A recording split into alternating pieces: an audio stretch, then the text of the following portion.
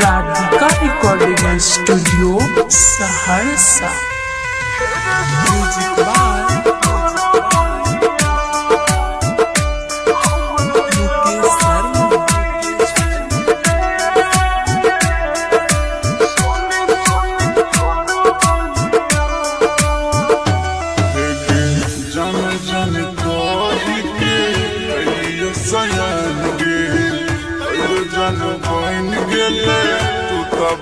मान गे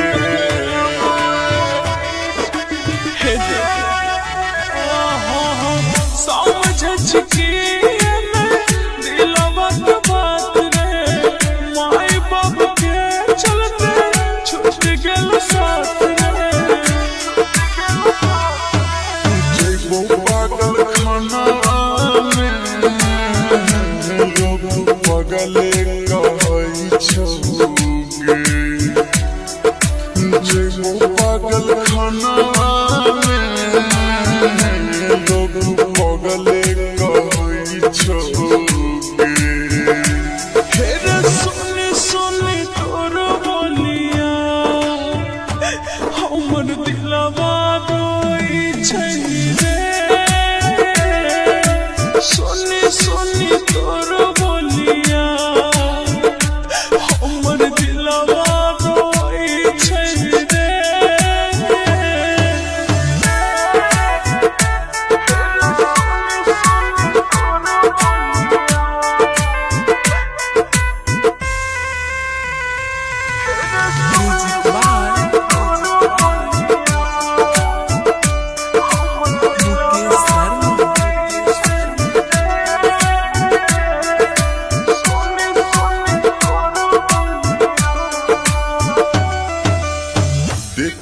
सुरतिया अरस नया नामा चल गेल जान बोले कवन नामा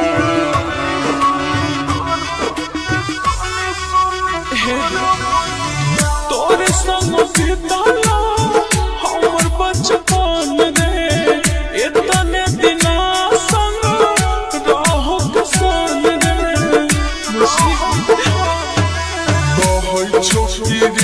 सुकुंदान अब कुछ नहीं सुझै छौ